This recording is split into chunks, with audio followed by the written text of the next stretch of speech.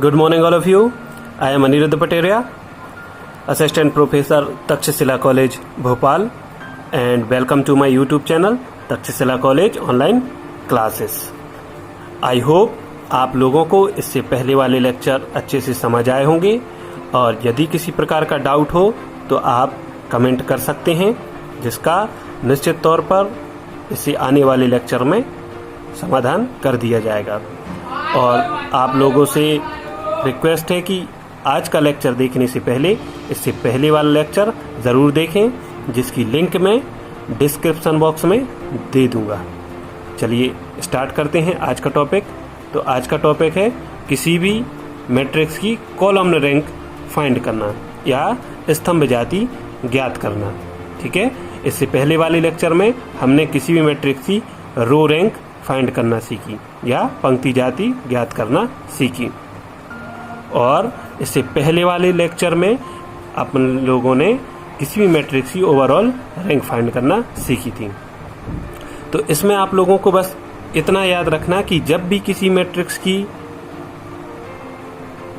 रो या column linearly independent हो जाए तो जितनी रो लीनियरली इंडिपेंडेंट होगी उतनी ही हमारी रैंक होती है। मान लीजिए हमारी 3 रो या 3 कॉलम लीनियरली इंडिपेंडेंट हैं, तो हमारी रैंक कितनी होगी या जाति कितनी होगी? 3 होगी। ये मान लीजिए 2 हैं तो 2 होगी। मान लीजिए एक ही हमारी रो या कॉलम लीनियरली इंडिपेंडेंट है या रैखिक स्वतंत्र है तो हमारी जाति भी 1 होगी। और इससे पहले वाला आप लेक्चर देखेंगे तो और अच्छे से समझ जाएंगे। और आज हम लोग किसी भी स्तंभ की जाति ज्ञात करना सीखेंगे। चलिए, तो इसमें आप लोग देख रहे हैं, इसका सॉल्यूशन करते हैं।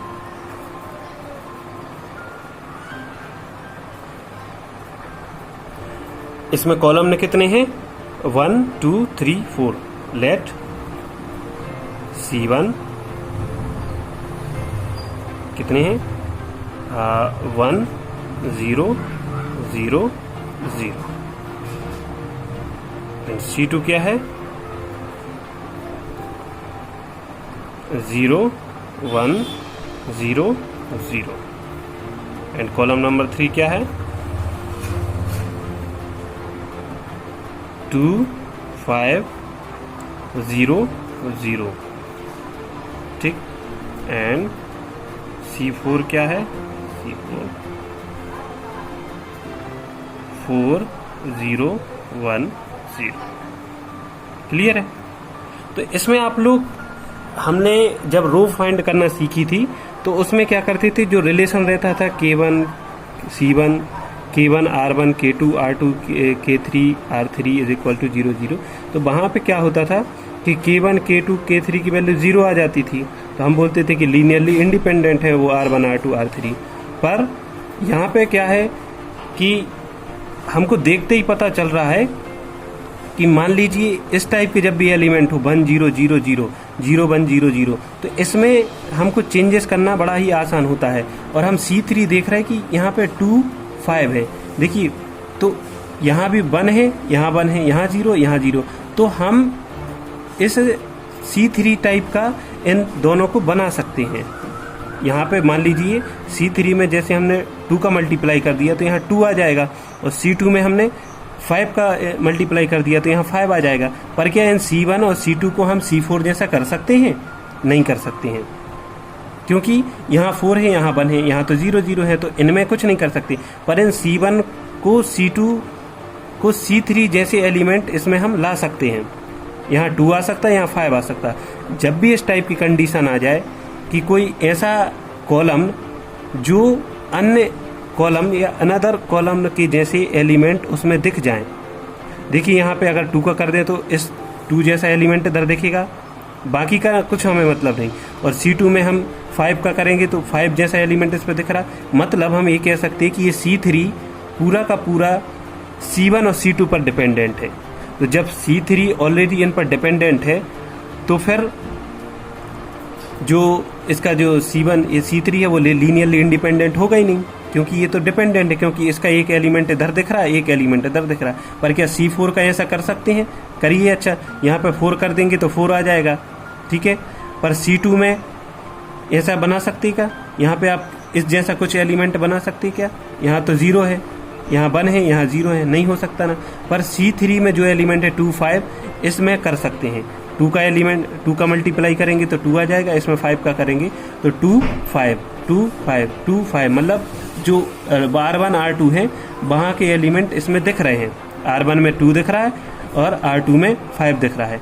पर क्या C4 में कर सकते हैं यहाँ पे? हाँ, 4 जैसा कर सकते हैं, पर यहाँ 0 है, यहाँ पे ऐसा नहीं कर सकते हैं, है ना। या तो यहाँ पे जब हम करेंगे R4 C4 जैसा बनाने के लिए तो यहाँ पे 0 आ जाएगा, या तो C1 होगा या C2 होगा, पर दोनों में इस टाइप जैसे एलिमेंट नहीं दिखेंगे। तो हम ये कह सकते हैं कि ये C3 ओवरऑल पूरा का पूरा C1 और C2 पर डिपेंडेंट है। समझ आया? चलिए देखते हैं। तो C3 तो ऑलरेडी डिपेंडेंट है, ठीक है। देखिए ऐसे समझते हैं, C1 है, इसमें हमने इस जैसा एलिमेंट करने के लिए क्या कर देंगे, 2 का मल्टीप्लाई कर देंगे, क्या हो जाएगा 1 0 0 0 हो जाएगा ना। तो क्या हो जाएगा C1 में, तो क्या हो जाएगा यहाँ पे 2 0 0 0 हो जाएगा ना।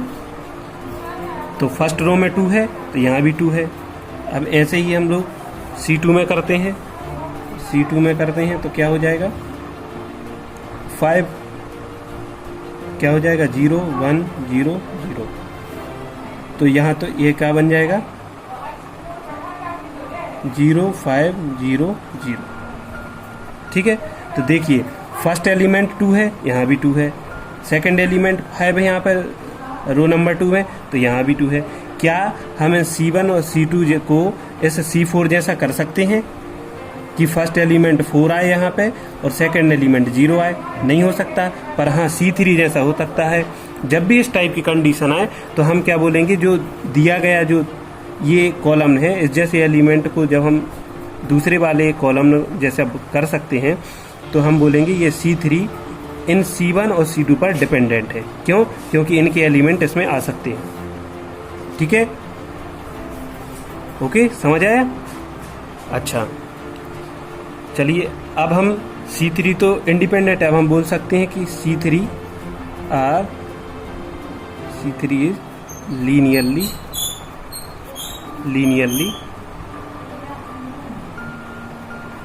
डिपेंडेंट।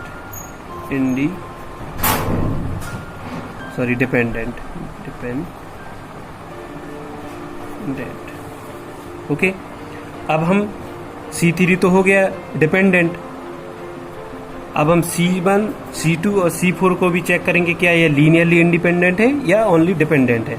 तो वही रिलेशन क्या होता है, K1 C1 plus K2 C2 and K3 तो है ही, तो फिर only K4 C4 equal to 0, ठीक है।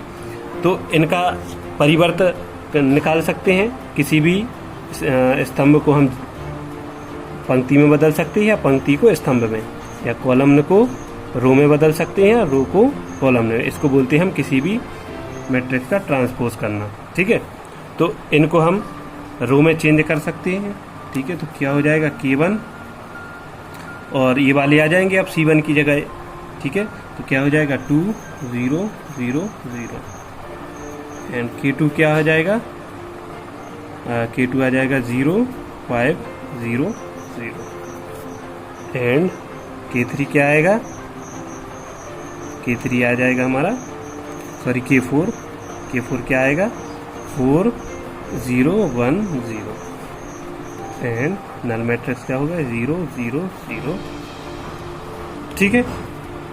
चलिए इनको तो आप इसके बाद आप लोग जानते हैं क्या हो जाएगा, यहाँ से 2K1, ओके। और ये 0 0 0 तो किसी भी चीज़ 0 हो जाएंगे एंड फर्स्ट 0 हो जाएगा एंड 5K2 एंड 0 0, ठीक।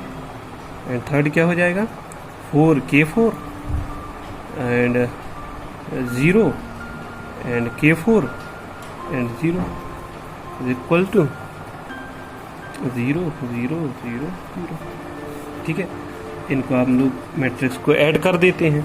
क्या हो जाएगा, फर्स्ट के साथ फर्स्ट जुड़ेगा, सेकंड के साथ सेकंड, थर्ड के साथ थर्ड। तो फर्स्ट के साथ यहाँ 2k1 है, यहाँ 0, तो यहाँ तक सेकंड वाले में कुछ नहीं आएगा। थर्ड में 4k4 है एंड कुछ नहीं, बस 2k1 प्लस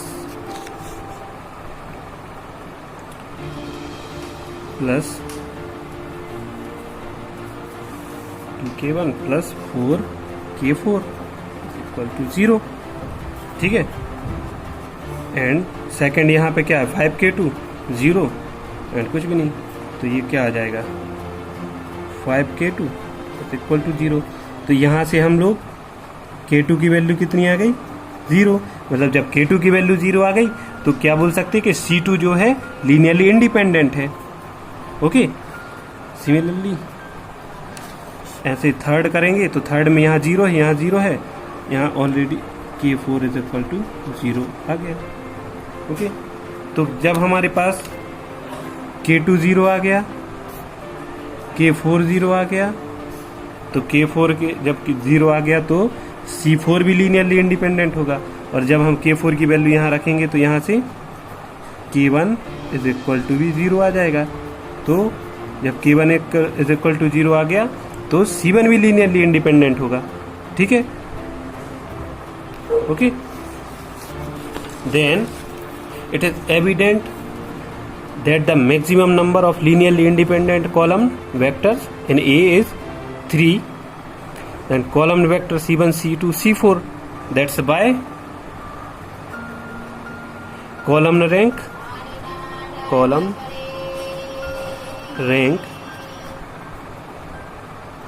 A is 3। मतलब जितने भी हमारे जब भी कॉलम, जैसे 3 कॉलम ने लीनियरली इंडिपेंडेंट आए हैं तो हमारी उसकी रैंक कितनी होगी, 3 होगी। ऐसे 3 जब रो आती थी लीनियरली इंडिपेंडेंट तो उतनी ही हमारी रैंक होती है ना। जितने भी रो या कॉलम हमारे लीनियरली इंडिपेंडेंट होंगे, मतलब k1, k2, k4 की वैल्यू 0 आएगी तो उतने ही हमारी रैंक होती है ना।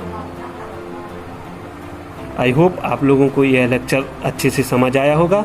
नेक्स्ट क्लास में हम लोग नेक्स्ट लेक्चर समझेंगे, और आप लोगों को यदि कोई डाउट हो तो प्लीज़ आप लोग कमेंट बॉक्स में कमेंट कर सकते हैं, इसका नेक्स्ट लेक्चर में समाधान कर दिया जाएगा। Thank you class.